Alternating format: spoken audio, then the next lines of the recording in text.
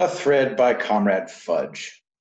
It's been a day, so I feel safe doing a full reaction to the debate.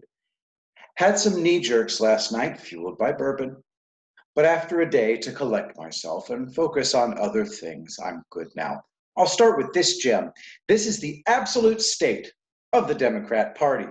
Washington Examiner tweets Georgia Democratic Senate candidate Ossoff plays both sides of a gun debate, telling liberals one thing on national TV, but telling rural voters another via ads.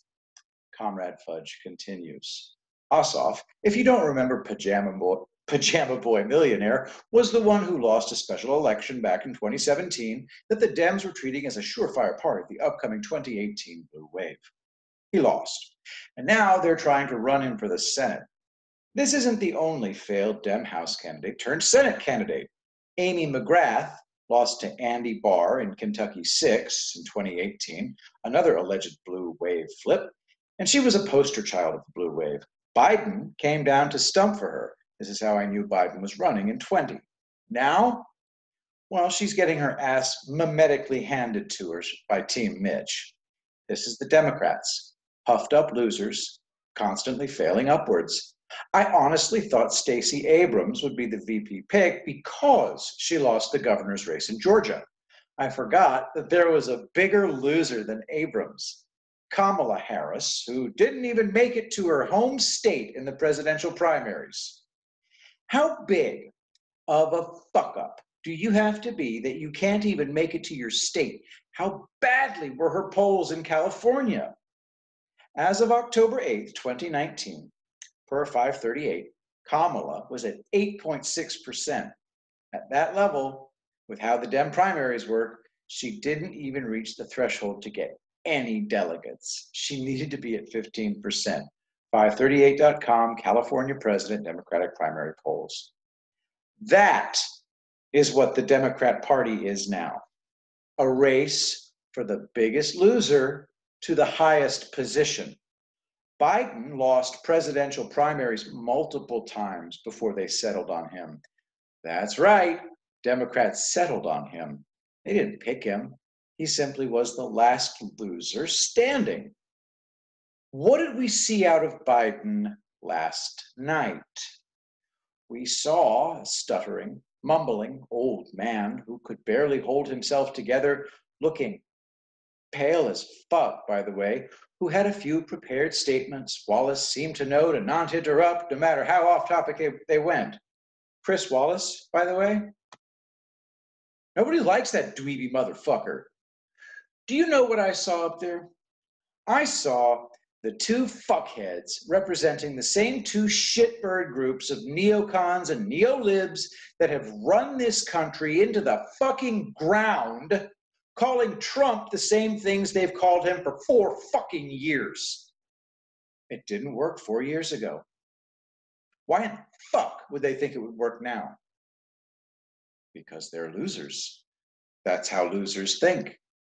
I had a conversation the other day. I was talking to my Twitter senpai, Mr. Saul Montez Bradley. The great Deborah Delay is his account on Twitter before it was suspended. He tells me about how you deal with these lying shitbirds.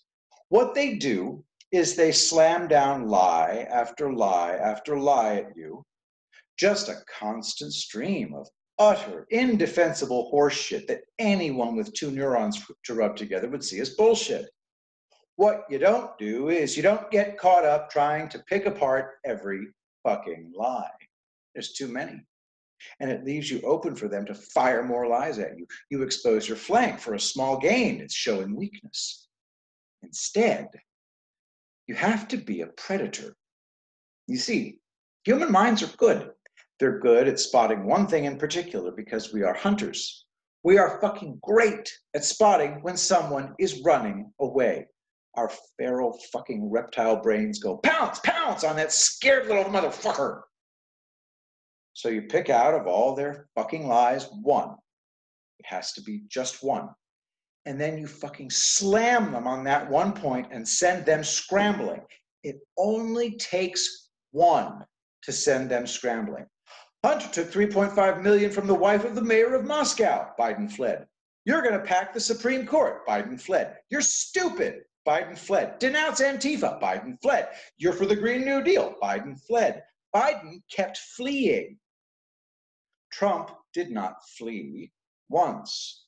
He took every hit on the chin and swung back. He swung back so hard, Wallace had to jump in to keep Biden from folding like a wet paper bag. All the while, Biden fled. That's what happens when fucking losers can't stand up for themselves. You want to know why the Telemundo poll broke for Trump, 66 to 33? Because they didn't see Trump flee, but they saw Biden flee. Biden talking into a camera, uninterrupted, insulting Trump, isn't making Trump flee. Not when you know Trump's going to land another haymaker right after. This is not your high school debates. This is not some idealized debate where you can complete your verbal smackdown in one complete uninterrupted line. You can't lay out your points. You can't structure your argument. This is the fucking Thunderdome. And deep down, the first 20 minutes, everyone loved it. We want to see blood. We are Americans. We want to see a fucking fight. We want to see them get in each other's faces and shout. Bitch-faced Wallace and Biden couldn't handle that. The minute Trump said, "Am I debating you or Biden?" to Wallace, it was over. Both of those pricks were sent fleeing.